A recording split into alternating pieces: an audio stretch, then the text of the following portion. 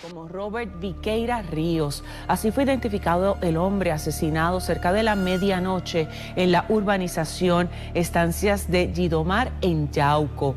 Se trata de un biólogo que fungía como director de la organización Protectores de Cuencas. La urbanización Estancias de Yauco ya no será la misma sin el querido biólogo Roberto Antonio Viqueira Ríos. Ese es el sentir en la comunidad luego de que les relataran que desde este jardín comenzó el brutal ataque, dejando impactos de bala en la pared, la guagua, el techo y el cuerpo sin vida hallado por los hijos del biólogo en el patio al frente de su casa. Hoy se presentaron los vídeos del momento exacto en el que el acusado dispara contra su vecino. La disputa vecinal surgió a raíz de una grabación de coquíes que alegadamente el acusado ponía hacia la vivienda de los perjudicados. Desde la marquesina y bajando por la rampa vi unos chispetazos. Pero yo sé que él no disparó desde allí porque yo estaba de frente. Se sonaron muchas detonaciones. Muchas, una detrás de la otra. De lo que se le quiere mostrar, ella no tiene propio personal conocimiento, ella no estuvo en ese momento. Se le pasó a presentarlo con la testigo idóneo, que era la gente Maldonado. Le tocaba a la gente investigadora. Para nosotros demostrar intención, parte de lo que debe tomar el tribunal en consideración, manifestaciones, conducta de la persona, y ahí hay evidencia relacionada a la intención de este señor de cometer el delito. Pero sí hay un cambio en la manera en que la víctima, lamentablemente, y tengo que decir lamentablemente porque yo quisiera que esa persona estuviera viva, decidió resolver esa controversia sin acudir a las autoridades. Yo, personalmente yo no... ¡Venimos al tribunal! ¡No nos hicieron caso! ¡Ahora dinero! ¡Nueva!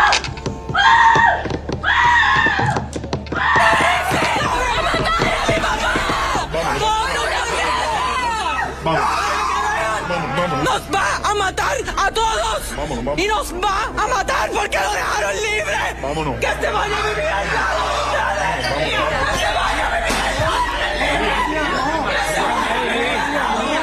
Por favor, no graben. Respeten, por favor. Y es una tragedia, yo no quiero ponerme en los pantalones del juez, ¿verdad? Respeto la determinación de la Corte, confío en el sistema judicial. Pensaba yo y comentaba que yo pensaba que iba a ser un asesinato atenuado, porque si bien quien dispara primero es quien resulta ser luego la víctima, es que yo veo a una persona acercarse a mí con un rifle, no tengo que esperar que pase la verja para acá. O sea, no tengo que esperar a que esté cerquita de mí para yo tratar de defenderle. Mire, usted va a escuchar este análisis. Aquí tenemos un ex juez, tenemos abogados expertos. Nosotros hemos tenido que litigar en algunos casos en menor grado de casos criminales. Ahora bien, quiero volver sobre el tema. Hay cientos, si no miles de casas en Puerto Rico que tienen conflictos de vecinos. Busquen ayuda. Miren el dolor que provocan las familias.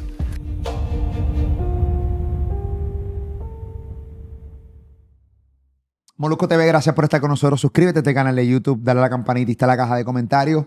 Como vieron en la introducción, un pequeño recap de uno de los casos más sonados del 2025 que concluye su juicio en el 2026, donde básicamente declaran no culpable al individuo que le ocasionó la muerte a Roberto Antonio Viqueira Ríos, el biólogo. Y hoy voy a tener la oportunidad de entrevistar y tener una gran conversación con la viuda Mochaira Vicente Cruz, aquí en la plataforma de Molusco TV. Bienvenida. Saludos. Qué complejo es preguntar cómo está, porque es obvio cómo se encuentra. Pero le voy a hacer la pregunta, ¿cómo se encuentra hoy? Pues mire, estoy esperanzada, a pesar de toda la situación, ¿verdad? Dentro de, me siento tranquila. Sé que estoy tratando de agotar todos los recursos disponibles para intentar hacerle justicia a Robert y a mis hijos, a mi familia, después de toda esta lamentable situación. Y tengo que decir que estoy bien dentro de, ¿verdad? Me encuentro bien. Hablemos un poco de Roberto, que en paz descanse. ¿Cómo era Roberto fuera de su vida laboral? ¿Cómo él era como individuo?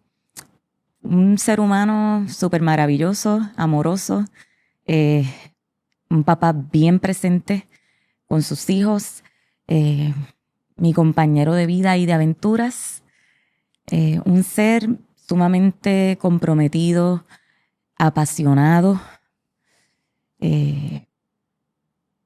totalmente consciente de las causas justas y siempre de lado de donde tiene que estar, ¿verdad? De los necesitados, del ambiente, de las causas, ¿verdad? De conciencia social. Así era Robert. ¿En qué año ustedes se mudaron a esta urbanización? En el 2016. Nosotros alquilamos esa residencia allí en Estancias de Yidomar en el 2016 y en el 2020, luego de muchos sacrificios y de haber sido nuestra 9ª casa como familia, nosotros pudimos adquirir nuestra primera propiedad en el 2020 en medio de la pandemia y pues estábamos bien esperanzados de poder disfrutar de ese primer hogar. ¿Ya el vecino vivía en este lugar o luego se muda? Mire, que yo tenga conocimiento, en el 2016 vivía allí la dueña de la casa, ¿verdad? De la casa número 36 donde vivía este asesino. Él llega más tarde, ¿verdad? Luego de un tiempo, ya para el 2017 yo puedo constatar que él estaba allí. Ok. ¿Y cómo podemos describir la relación que ustedes tenían con el vecino antes del suceso? Pues mire, tan pronto, ¿verdad? Nos percatamos que allí había una persona acompañando a la dueña de la casa, cordialidad de vecinos, normal, hasta que en el 2020, cuando nosotros compramos nuestra residencia, en mayo de 2020, comenzamos a hacerle unas mejoras y en común acuerdo con los vecinos colindantes, nosotros decidimos hacer una serie de remodelaciones en nuestra casa. En el lado que colinda con la casa de Atlin Ramos Mercado, que es la dueña de la casa número 36, mi esposo habló con Eduardo Meléndez y en común acuerdo logramos, ¿verdad?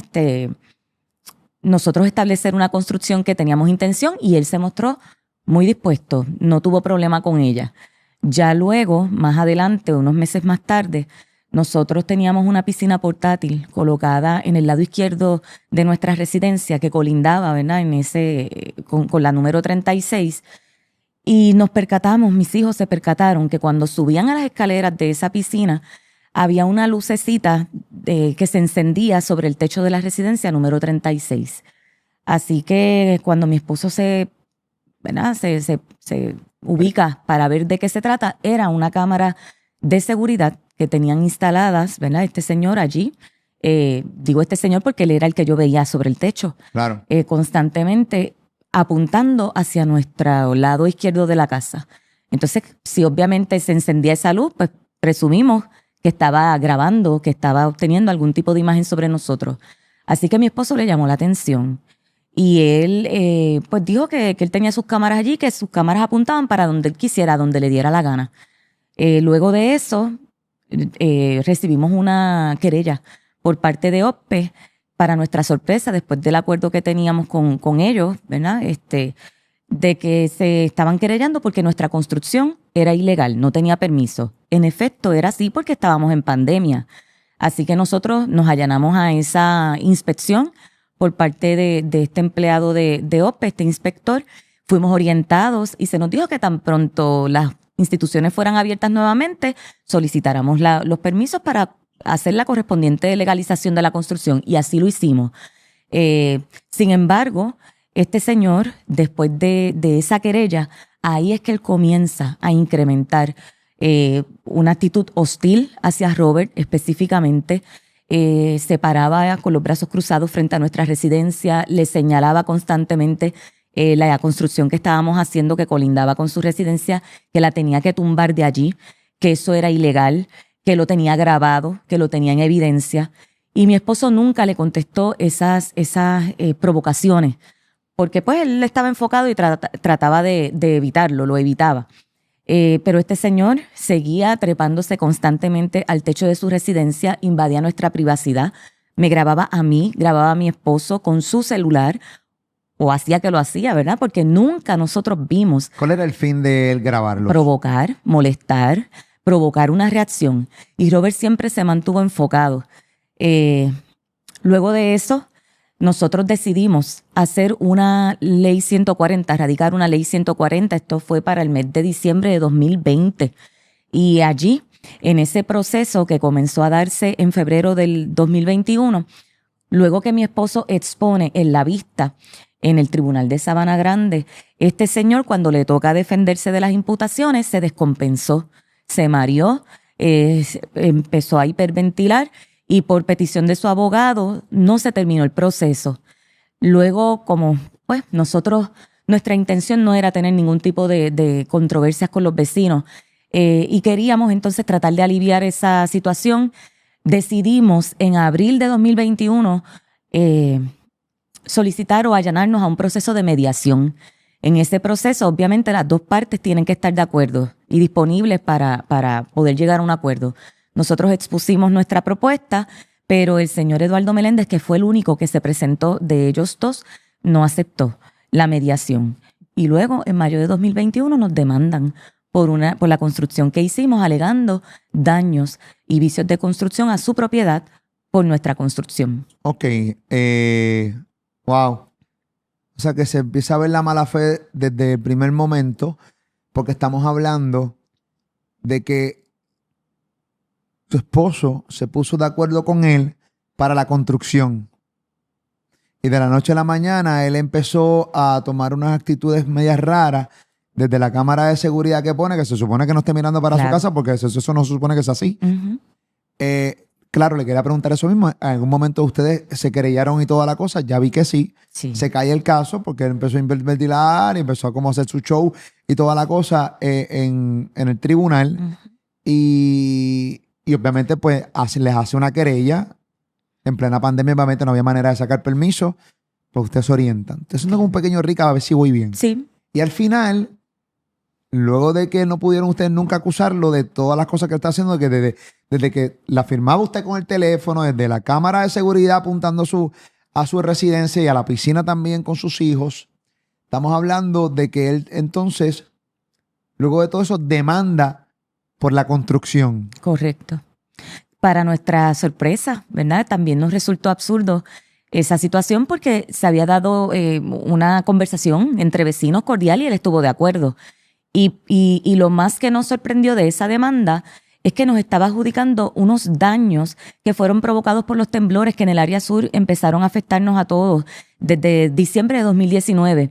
Esos daños existían, estaban evidenciados. La aseguradora, inclusive de la propiedad de Adlín Ramos, había visitado, había inspeccionado esos daños desde mi patio y desde la residencia de ellos, y ya habían sido compensados. Por eso es que ahí nos dimos cuenta, aquí está, ¿verdad? Habrá algún interés, ¿verdad? De dinero, lo que fuera, porque no nos hacía sentido.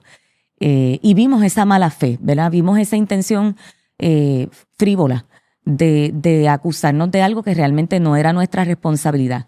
Nosotros tuvimos que contestar, ¿verdad?, a esa demanda con una contrademanda y a su vez con un injunction, ¿verdad? Auxilio se le llama en español, denunciando que este señor, a raíz de toda esta controversia, estaba incrementando un acoso y un acecho con sus cámaras de seguridad, no solo sobre el techo de la casa, las de la parte de atrás apuntaban a nuestro patio posterior, y las cámaras del frente estaban allí constantemente vigilando la entrada y salida de cualquiera que llegara a mi casa y de todos nosotros, de nuestra familia, inclusive de mis hijos, todos menores de edad en ese momento.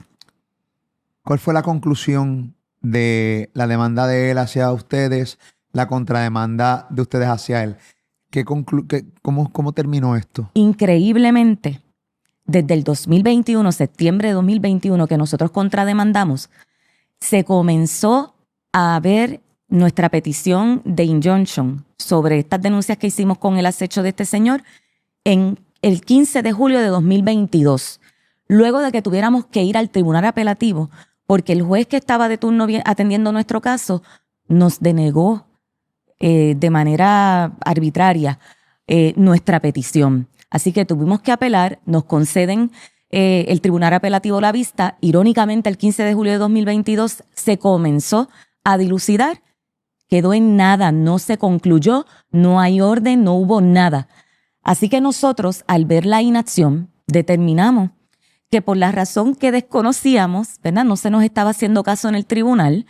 Nosotros no teníamos ganas de estar en tribunales metidos con controversias con ningún vecino. Lo que queríamos era disfrutar nuestra casa.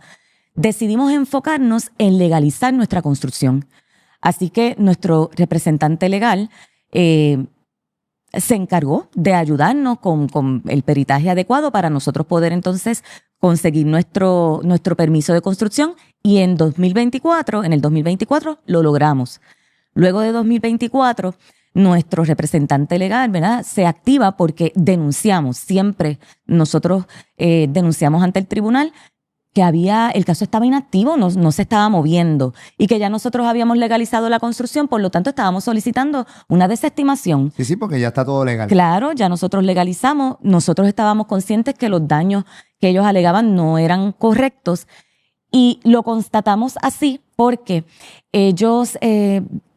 nosotros recibimos una visita ordenada por el tribunal en el 2021, en el 2021, principios de 2022, no puedo precisarlo en este momento, pero fue una visita que ellos exigieron, ¿verdad? Los demandantes, en este caso, exigieron para que un perito contratado por ellos fuera y evaluara esos daños que ellos habían alegado en su demanda. La visita se dio y tan pronto el perito llegó, el perito señaló que lo que fue a evaluar no era lo que estaba estipulado en la demanda, porque ellos alegaron en la demanda que mi construcción estaba sobre la verja colindante de las residencias. ¿Qué construcción era? ¿Era una verja? Era un edificio donde mi esposo tenía una oficina y un almacén, un tipo búnker. Esa construcción estaba hecha paralela a la verja que ya existía, que marcaba las colindancias entre las casas. Y ellos alegaron en su demanda que esa construcción se hizo sobre el muro.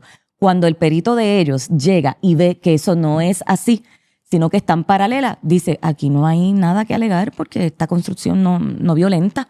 Y ¿verdad?, se certifica porque nos dieron el permiso de construcción, OSPE nos dio el permiso. Ese informe nunca lo presentaron. A lo largo de 3 años y 7 meses aproximadamente, nuestra representación legal siempre insistió al tribunal para que se nos proveyera ese informe. El informe nunca se mostró. Luego de varias insistencias de tiempo que se le ordenara a la parte demandante, ¿verdad?, al asesino, para que presentaran el informe, en 2, 3 ocasiones el tribunal permitió que ellos no presentaran, les concedían prórrogas. Inclusive el tribunal instruyó que si no lo... Estirando ese chicle, pero full. Que si no lo presentaban en 15 días era improrrogable y ya no tenían más oportunidad. Y aún así, sin ellos solicitarlo, el tribunal le dio tiempo adicional. Nunca proveyeron el informe, nunca. Por eso es que ya en el 2025, entre mediados de marzo, la dueña de la propiedad número 36 y pareja de este asesino, Adlín Ramos Mercado, le dice a su abogado que nos diga a nosotros, a través de nuestro abogado, que ella no está interesada en continuar con la demanda y que si nosotros desistíamos, ella también estaba dispuesta a desistir, que su intención era acabar ya con esta controversia y vender, porque ya ella no quería vivir allí. Ya. Ahí es que entonces mi esposo le dice a nuestro abogado, pues mira, proponle a su abogado que si ella lo que quiere es vender, a mí me interesa, a nosotros nos interesa ver la posibilidad si podemos adquirir la casa. Y si ella está dispuesta, pues mira, yo voy a poner un tasador para que evalúe. Y ella estuvo dispuesta, ella aceptó, ella le dijo a su representante, estoy dispuesta a venderle a ellos o a quien sea. Y se dieron unos acuerdos con conocimiento del tribunal para comenzar el proceso de tasación. En medio de ese proceso de tasación es que ocurre el asesinato de Robert. Es bien importante que contaras todo esto para, aunque mucha gente ya lo sabe, pero de manera calmada y tranquila, con todos los detalles. Obviamente estamos en YouTube y aquí no hay límite de tiempo. Aquí nosotros podemos hablar todo lo que usted desee y todo lo que no haya tenido oportunidad de contar o sencillamente algún medio lo cortó, pues aquí puede hacerlo pues tranquila de la vida, para eso mismo, para que la gente tenga todo el orden cronológico de los hechos y tengan todo el contexto como es. Hubo un momento dado dentro del juicio que a usted se le señaló que usted fue la persona que básicamente provocó o alteró el momento. Eso se habló muchísimas veces dentro de los medios de comunicación, se analizó infinidad de veces en todos los programas de análisis que tienen abogados y toda la cosa. Yo estoy bien lejos de ser licenciado, pero obviamente lo vimos, ¿no? Están las imágenes, están las cámaras y se escucha su voz y toda la cosa. ¿Qué usted tiene que decir en cuanto a eso? Mi reacción siempre surgió luego de la provocación de este asesino. Asimismo la de Robert. Yo no soy responsable, ¿verdad?, por los hechos de otras personas. Yo puedo responder por los míos. Y yo estoy muy tranquila y mi conciencia está bien tranquila de que yo reaccioné con todo el derecho que tengo de defender la paz y la tranquilidad mía y de mi familia, al igual que Robert. ¿Qué fue lo más que le afectó en el juicio? En el proceso del juicio específicamente, a pesar de uno comprender los procesos y la limitación que teníamos de no poder entrar a hechos anteriores al caso, ¿verdad?, que me resulta incomprensible, sí, como pero todo lo lo que usted respeto. me acaba de contar. O sea, claro. Hubiera sido maravilloso y el mismo, perdona que la interrumpa, pero el mismo juez lo dijo dentro de uno de los momentos que él tuvo la oportunidad de hablar. O sea, yo no puedo coger todo esto que ustedes me están contando de que él hizo en el pasado, porque lo que yo tengo que ver es este caso. Y es una pena. Pero es que... Es una pena porque yo no soy abogado, yo no soy fiscal, pero yo como ciudadano digo, espérate. Y te voy a hablar claro como Jorge Pavón en el Molusco. Usted me está contando todo esto. Y yo digo, esto es un vecino, de ser cierto todo lo que usted me está diciendo. Es cierto. Claro. Yo no me atrevería a hacer unas acusaciones No, en público, jamás, claro. si no estoy segura de lo que estoy diciendo. Yo como comunicador responsable, como yo no lo viví, no estuve allí, pues obviamente me cuido, porque yo no es que dude de usted. La experiencia me dice, pero de ser cierto todo esto, lo que usted me está contando, que según usted es cierto, 100%, y por eso está aquí hoy diciéndolo. Pues esto es una cabronada, en todo el sentido de la palabra. Porque mucha gente ha tenido vecinos como este que se quieren, que altera la paz del otro. Y a mí me hubiese encantado que utilicemos todo el pasado y el background para poder realmente tener un poco más de contexto a la hora de esto. Porque seguramente si hubiéramos tenido todo el background del pasado, esta persona no estuviera libre hoy, seguramente. Pero el 15 de julio también fue suficiente los hechos que ocurrieron ese día para darnos cuenta de que este asesino siempre tuvo la intención de provocar una reacción de Robert en contra de él. Por eso esa bocina estaba allí, si no era con la intención de provocar una reacción de nuestra parte y de Robert específicamente. Yo no tengo duda de que este señor creó todas las condiciones y estaba esperando el momento perfecto. Lamentablemente, ese 15 de julio, Robert se percata, y yo, porque subí con él al techo de nuestra residencia y nos percatamos de que ese ruido ensordecedor que veníamos identificando ya días antes, que estaba demasiado mecánico y raro, que veníamos escuchando desde hacía meses, no solo nosotros, nuestros hijos también, y ese día nuestros vecinos también nos dijeron, sí, nos habíamos dado cuenta, nos había llamado la atención, pero ¿quién iba a pensar que un vecino es capaz de hacer esa canallada? ¿Quién iba a pensar eso? Así que no hay que irnos muy lejos. Yo estaba muy confiada y muy tranquila. Y yo sé que las fiscales también, porque con los hechos nada más del 15 de julio, siempre quien provocó y quien inició la provocación fue el asesino Eduardo Meléndez Velázquez. ¿Tú me puedes narrar con tranquilidad lo que pasó esa noche? Esa noche este asesino se dirigió a mi casa, a nuestra propiedad, sabiendo que están mis hijos allí, sabiendo que tuvo toda la intención de fastidiar a mi familia, de torturar y de provocar a Robert, metiéndose con lo más preciado que son sus hijos, son la familia. Y aún así justificó una acción que es indefendible, es abominable lo que él hizo. Y que un abogado de defensa se haya prestado para defender un acto tan cruel y tan vil, que evidentemente estaba probado, que tenía toda la intención de quitarle la vida a un ser humano, independientemente de quién sea. Me parece que es algo que no podemos mirar para el lado. Y que un juez, con toda la autoridad que tiene y con toda la confianza que como víctimas depositamos en el sistema de justicia de este país, nos haya convertido en victimarios, haya borrado, haya inventado una realidad totalmente ficticia, irresponsable de su parte, aun cuando los hechos están más que claros. Y si no me creía a mí, en su conciencia quedaba, pero hay un video, inclusive de la propia casa del asesino, que no deja lugar a dudas de esa planificación, provocación y la conducta de ir a matar a mi casa, a Robert, después de haber creado las condiciones para provocarlo. Yo como comunicador, a mí se me ha hecho bien difícil entender la profesión de abogado, específicamente los abogados de defensa. Y todavía me cuesta. Los entrevisto, hablo con ellos, los conozco.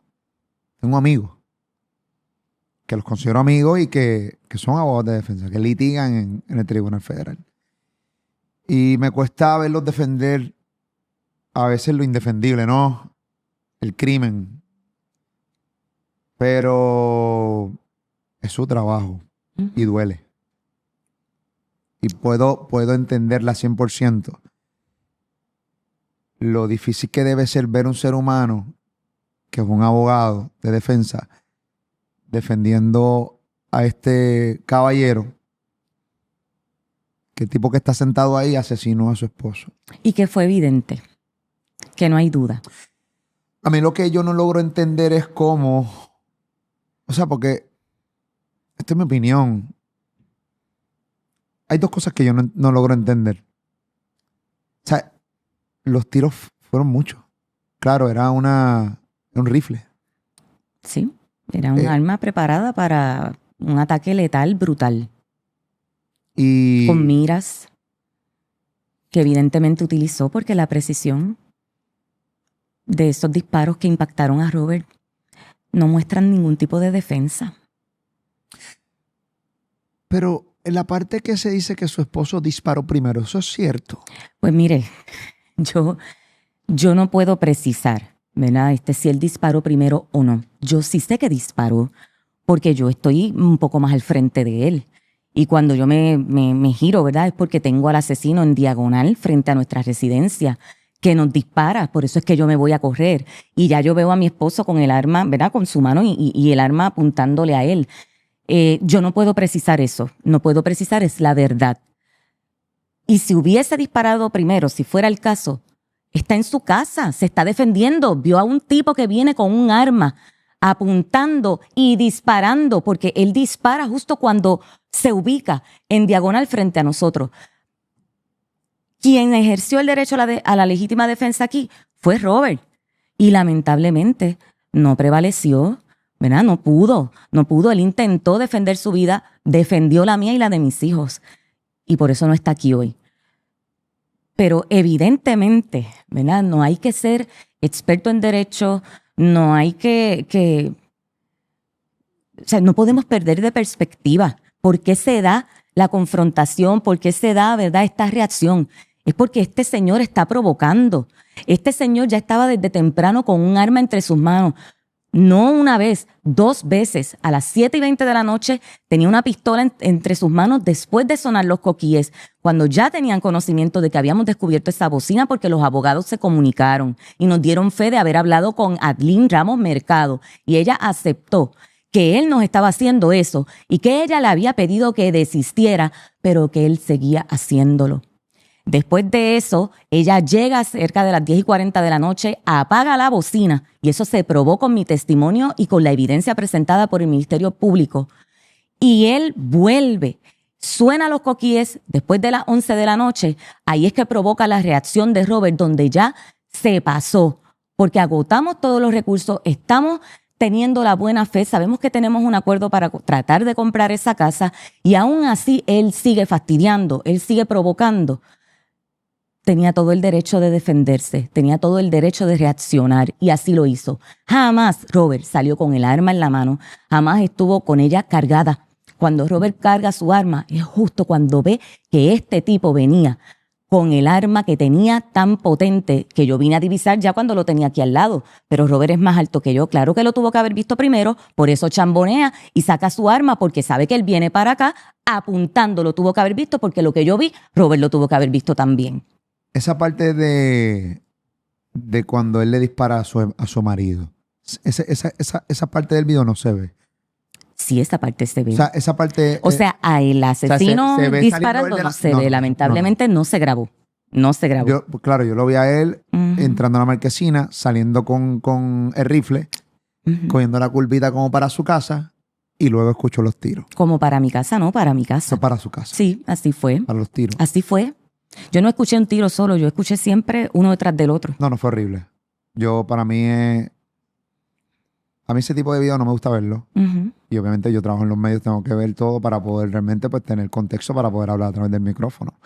Y cuando yo escuché eso y los tiros, yo no lo podía creer. Porque no fue un tiro ni dos. O mucha gente, bueno, yo no soy conocedor de armas de fuego. Dicen que, pues nada, tú aprietas el gatillo de esa pistola, o sea, de ese rifle en particular y suelta todo de una. O sea, no es que puedes soltar un tiro. En este caso, se dijo la perito, ¿verdad? Según testificó en el juicio, se ala gatillo, disparas y cuando suelta el gatillo sale otra bala. O sea que fue un ataque dirigido a acabar con la vida de Robert sin duda, sin duda.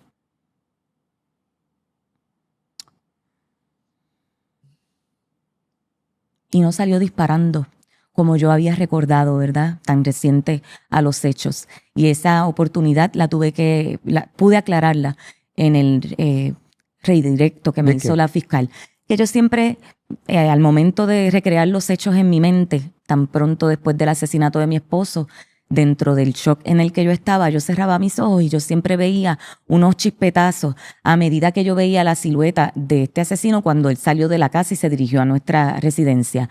Pero obviamente él no disparó en ese momento porque si no yo me hubiese ido a correr en ese momento. Claro. Y nos hubiese matado a los dos, evidentemente.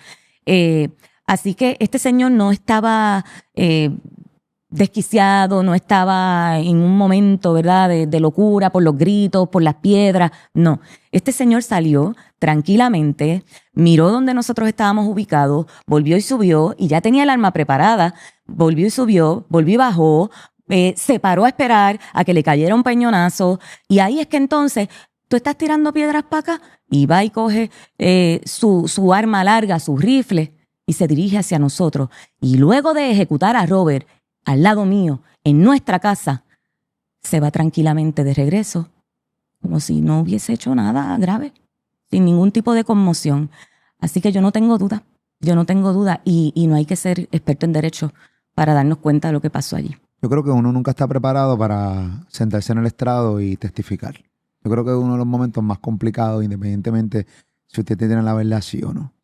Porque yo me pongo en la posición de cualquier persona que tenga que testificar y aunque yo tenga la verdad, uno siempre va a parecer que está mintiendo por lo nervioso que uno está. Obviamente tienes abogados y fiscales de frente que son profesionales en la materia y saben por dónde atacar a la persona que está testificando, independientemente si tienen la razón sí o no. Ellos están haciendo su trabajo. Eso es así. ¿Cómo usted cataloga su momento en el estrado? ¿Usted entiende que falló en algo? ¿Usted entiende que se puso nerviosa? ¿Cómo usted puede autoevaluarse cuando tuvo la oportunidad de testificar? Recuerde que yo soy sobreviviente de ese ataque, ¿verdad? Yo estuve allí, estuve a punto de morir. Claro. Pero mi rol allí, mi rol como testigo en el estrado no era, ¿verdad? En esa silla, no era apelar a emociones, era contar los hechos tal y como ocurrieron, de una manera que a veces resultaba, ¿verdad?, fría, insensible, dolorosa, difícil. Pero estaba preparada para poder continuar con ese proceso porque sabía que yo estaba allí diciendo la verdad. Yo no tengo por qué inventar una historia. Los hechos están allí. Hay videos, hay audio. Yo no puedo prestarme a inventar algo, a decir que pasó esto y no pasó, porque yo sé que en mi casa habían cámaras, aunque no grababan audio, estaban los hechos allí. Estaba esperanzada de que las cámaras hubiesen grabado, ¿verdad? Todo. La primera que dice, hay cámaras, soy yo. Y obviamente, ¿verdad? Yo no tengo por qué mentir porque yo sé que me asiste la razón, yo sé, mi conciencia estaba tranquila y limpia porque yo reaccioné como reaccioné. No fue porque sí, no fue porque teníamos morriña y le empezamos a gritar al vecino, no. Surgieron unos hechos tan cercanos como ese mismo 15 de julio que nos hicieron reaccionar. Así que yo estaba preparada para que se me cuestionara, para que se pusiera en duda, porque conozco y fui instruida de que ese es el trabajo del abogado de la defensa. Sin embargo, yo evaluando mi propio testimonio, yo me siento tranquila, yo me siento satisfecha, porque yo sé que dije la verdad. Siempre, desde el día 1, yo dije que nosotros estábamos compartiendo en nuestra terraza. Yo dije que nos alteramos, que gritamos malas palabras y que Robert lanzó piedras. Yo no oculté nada porque esa fue la verdad. Y aún así, el Ministerio Público me dijo, tranquila, aquí hay un asesinato en primer grado, está configurado, está claro. Así que nosotros vamos a prevalecer. Y eso siempre fue lo que se me indicó. Si a mí se me hubiese dicho, mira, Moshaira, lo que pasó aquí no da pie a radicar cargos o es un atenuado, pues mire, lo aceptábamos. Pero yo, si he llegado hasta donde he llegado, es porque a mí se me dijo, ¿verdad? Aunque no hay que ser experto en derecho para darnos cuenta de lo que ocurrió allí, que fue un asesinato sin duda. Sí, porque usted no puede entender cómo de repente yo estoy tirando piedra, me meten 40 tiros. Exactamente. Eso es lo que usted no puede entender. O sea, cómo yo tiré piedra. Y no, estamos alterados, pero ¿por qué? Entonces yo tiré piedra, volvemos a lo mismo. Se dice que su esposo disparó primero. Se ve un hoyo, se ve como unas cosas, pero como quiera, o sea, el fin es que su marido tiró piedras, él cruzó y el último balazo. Cuestionan, ¿verdad? Nuestro proceder. ¿Por qué no llamaron la policía? ¿Y por qué el asesino no llamó a la policía? Él estaba dentro de su casa cuando Robert lanzó piedras. Él no estaba afuera. O sea, él salió a esperar el momento idóneo hasta que decidió hacerlo. Y eso iba a pasar esa noche o iba a pasar al otro día. En cualquier momento iba a pasar porque se ve que él tenía una fijación particular en contra de Robert y de mi familia. No podemos olvidar esa contraseña. Envidia Viqueira 2016. ¿Qué más necesitamos para ver que esta persona tenía una cuestión en contra de mi familia y de mi esposo? ¿En qué momento dentro del juicio usted empezó a ver que ustedes no podían prevalecer en ese juicio? ¿O usted hasta el final pensó que ustedes iban a prevalecer? Hasta el mismo 6 de febrero, el día de las alocuciones finales, yo estaba esperanzada en que se nos iba a hacer justicia. Cuando yo escucho la alocución final del juez, de la forma en que se dirige a mi persona, me dijo mentirosa, de la forma en que se refirió a mi esposo como un victimario, como un asesino, cuando ya él no puede defenderse, de la forma en que nos fue tratando, ¿verdad? Ahí me fue haciendo sentido. Esa última semana del juicio, cómo se nos trató como criminales a nuestra familia, a mis hijos. Se nos chequeó, tan pronto llegábamos al tribunal como a todo ciudadano, pero inclusive luego para entrar a la sala nos chequearon otra vez con detectores de metales. Aún así, todos confiamos como familia en la pureza del proceso y que cada juzgador tiene su estilo. Y aunque no nos agradaba mucho la forma en que el juez tal vez estaba atendiendo la situación, no teníamos por qué dudar, ¿verdad?, de su capacidad como juzgador. Pero ya con esa locución final, yo no pude contenerme. Cuando él dijo, yo no pude tomar en cuenta todo lo que ocurrió antes de los hechos, pues mire, si no tomó en cuenta nada, diga su fallo y ya. Pero entonces comenzó a decir unas cosas que realmente faltan a la verdad y que fue bien difícil para mí contenerme y aceptarla, y no lo podía creer. No podía creer lo que yo estaba escuchando. Ya ahí supe que existía una gran posibilidad de que este asesino iba a salirse con la suya. Yo estoy 100% de acuerdo con usted. Cuando yo escuché ya el juez, yo dije, no, él no culpable. Y así fue. Lo justificó, se convirtió en abogado de defensor de ese asesino. ¿Qué? Perdón. Salud. Ay, Dios mío. Ok. ¿Qué dicen los fiscales? ¿Qué opinas del trabajo de los fiscales? Y que si tuvo la oportunidad de hablar con ellos luego de. Mire, yo no tengo queja con el trabajo y la labor de las fiscales. Yo sé que ellas estaban comprometidas con el caso desde el primer momento, ¿verdad? Que tuvieron entrar en él. Yo creo que ellas están igual de sorprendidas que la gran mayoría de Puerto Rico. Yo no tengo nada que señalar, no me corresponde a mí, ¿verdad?, evaluar o juzgar. Yo me siento que ellas hicieron lo que estuvo a su alcance, que estaban muy comprometidas, que presentaron la prueba, que ellas entendieron pertinente y que estaban seguras también de que íbamos a prevalecer, de que se iba a hacer justicia, porque esto no se trata de ganar o perder, sino de hacer justicia. Yo no, ¿verdad? No voy a señalar, tengo que ser agradecida. Yo sé que ellas intentaron hacer lo posible. Ok, evidentemente no se puede apelar y no se puede volver a acusar a una persona bajo los mismos cargos, ¿correcto? Yo no soy experta en derecho, esa es la orientación que he recibido.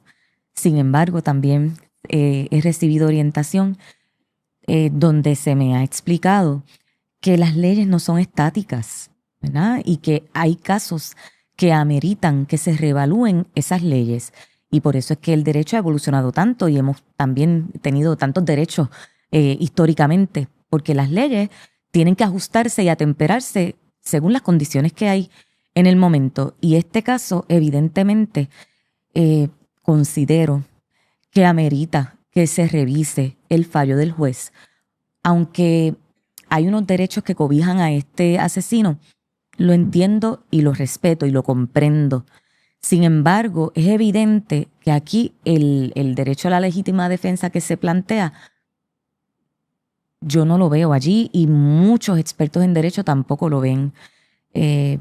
Sería prudente que se revise para aliviar cualquier duda, para subsanar cualquier insatisfacción, no solo de la familia Viqueira, sino de todo el componente judicial, porque el Departamento de Justicia, en voz de la secretaria y del Procurador General, expresaron inconformidad con este fallo. Pues entonces es una oportunidad para revisarlo. Yo soy realista. Yo sé que es muy cuesta arriba revocar esta decisión, pero podríamos revisarla. Y si hay que hacer algún ajuste, alguna aclaración, me parece que esta es una excelente oportunidad.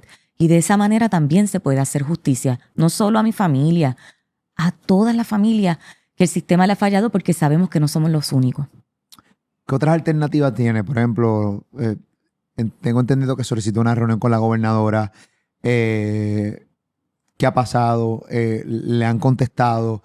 ¿Cuáles son las alternativas que usted tiene para que este caso se vuelva a ver? Porque obviamente, según lo que he escuchado, es que es complejo, usted lo ha dicho, es cuesta arriba acusar a una persona por los mismos cargos que ya se le acusó. O sea, ya yo creo que esa herramienta pues, creo que no existe, lamentablemente. O sea, por eso no se puede apelar este caso. Pero ¿cuáles son las otras alternativas? Ese es mi último recurso. ¿La gobernadora? Sí, y lo estoy haciendo a petición de mis hijos. Realmente yo el 18 de febrero supe que ya no había nada que hacer.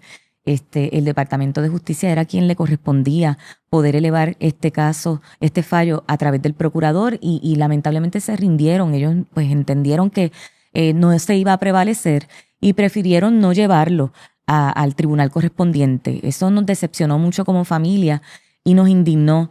Así que mis hijos me dijeron que apelara, ¿verdad?, a la sensibilidad, a la atención de la gobernadora y que hiciéramos ese último intento.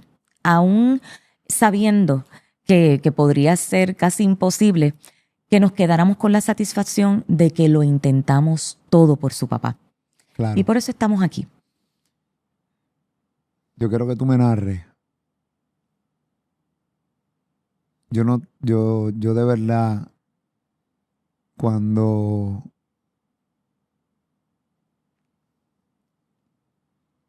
dijeron que era no culpable, yo solamente pensé, ese pana irá a la casa en algún momento, o sea, tendrá la valentía o la desfachatez o como le quieran llamar. Obviamente sale no culpable, es su casa, pues puede ir. Cuando él llegó allí, todo el mundo lo vio. Nosotros lo publicamos en la plataforma, todo el mundo lo publicó. Nárrame ese momento, cuando él llega luego de que se acaba el juicio. Creo que al día siguiente o a los 2 días después él llega a la casa. En menos de 24 horas él llegó allí. Él llegó allí. Eso, yo lo veo como una provocación. Evidentemente valida todo mi testimonio. Todo. Constata la conducta de este señor siempre. Es un provocador. Él es un provocador. ¿Y él sigue allí? Yo realmente, ¿verdad? No estoy pendiente a lo que sucede en esa casa, pero yo no tengo duda de que él va a seguir con su actitud. Por eso es que yo estoy tan activa, ¿verdad? Denunciando, reclamando protección, yo no ¿verdad? podría bregar. Para mí, para mis hijos. No es posible que después de todo lo que nos ha provocado como familia, después de haber asesinado a Robert en nuestra casa, después de habernos quitado tanto, se pretenda que yo deje nuestro hogar, que mis hijos y yo nos movamos de allí. No es correcto, no está bien. Y no podemos seguir validando tanta violencia de manera impune en esta sociedad. Corresponda o no corresponda en derecho la revisión del fallo, lo que implique, moralmente, nosotros como sociedad vamos a seguir permitiendo que este tipo de atrocidades se sigan viviendo en este país y lo decimos en las redes y estamos una semana con el tema y luego como si nada hubiera pasado. Están pasando cosas bien violentas en nuestra sociedad, en nuestro país, bien difíciles y resulta atemorizante, alarmante, con la tranquilidad con la que estamos normalizando este tipo de sucesos. ¿Qué edad tienen sus hijos? La mayor tiene 21 ya. El segundo tiene 17 y la pequeña 15. Wow.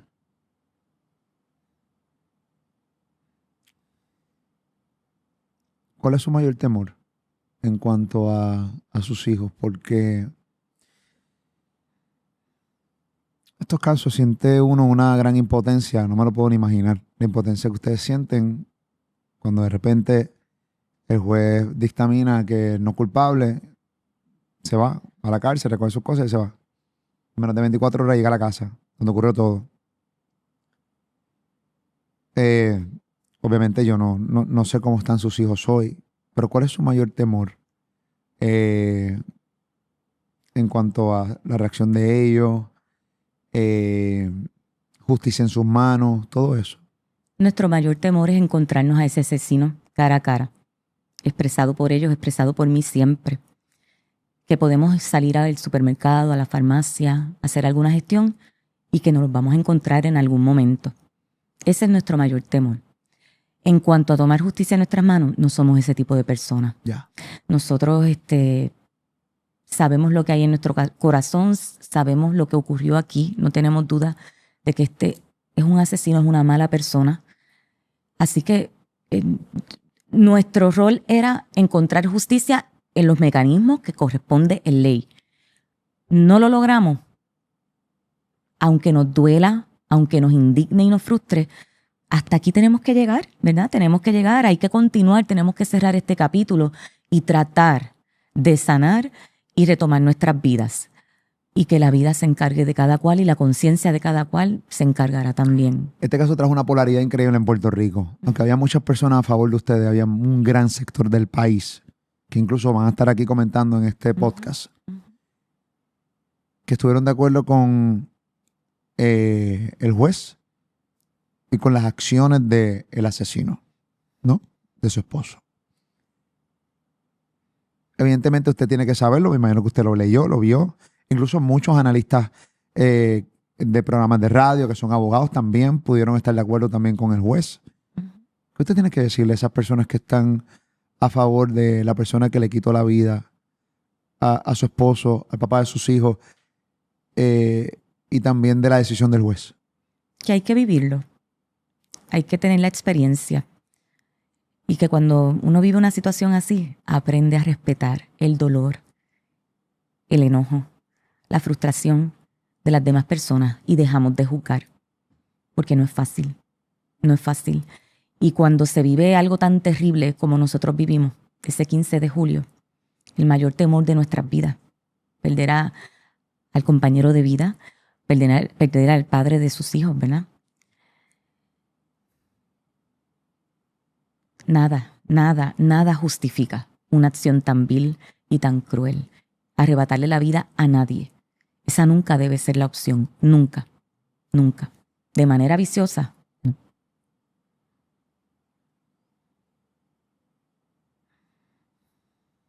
¿Cómo usted hace ahora?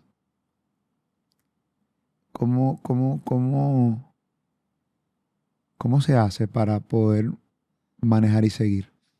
Cuando se está con la conciencia tranquila y la frente en alto, porque se sabe que se actuó siempre por la defensa de la familia, por el amor, por nuestro derecho a vivir en paz y en tranquilidad, se puede continuar.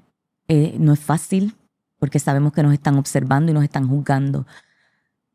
Mi conciencia está tranquila y siempre lo dije desde el primer momento. Yo sé lo que habita en mi corazón y por eso sé que esta fortaleza inexplicable, porque para mí también resulta inexplicable, viene de ahí, de que mi conciencia está tranquila. Obviamente el ser humano que veo hoy es un ser humano, completamente distinto al que vimos cuando salió del tribunal. Evidentemente las emociones estaban a flor de piel y fue escuchar que es no culpable, me imagino que fue uno de los dolores más grandes que usted pudo haber sentido en algún momento en su vida. Además de haber perdido a Robert de la forma en que lo perdí, ¿verdad? Ese fue el segundo dolor. Sin duda alguna. Sin duda alguna. ¿Algo que quiera decir para cerrar la entrevista? Estoy muy agradecida por la oportunidad, por el respeto que ha mostrado, ¿verdad? En cuanto al caso y a mi persona hoy. Y que esto es lo que se necesita para las personas que nos quedamos sin voz ante la justicia, que se nos permita poder canalizar esa frustración, esos reclamos, porque no sabemos si nos toca mañana a cualquiera de nosotros. ¿Tenía temor en sentarse conmigo? No, estaba nerviosa porque sé que usted tiene mucha audiencia pero estaba tranquila. Yo sabía que usted iba a ser muy usted, ¿verdad? No, simplemente quería que la gente escuchara el caso de una manera tranquila, sosegada y porque al final del día ver si su petición pues yo sigo esperanzada, ¿verdad? Para mí nada es imposible. Y cuando se actúa en nombre del amor y de la justicia, pues para mí nada es imposible. Gracias por estar con nosotros. A usted, por la oportunidad. A sus hijos, a su familia. Gracias. Y gracias por la oportunidad. A usted, gracias. Siempre. Ahí está la caja de comentarios. Molusco TV.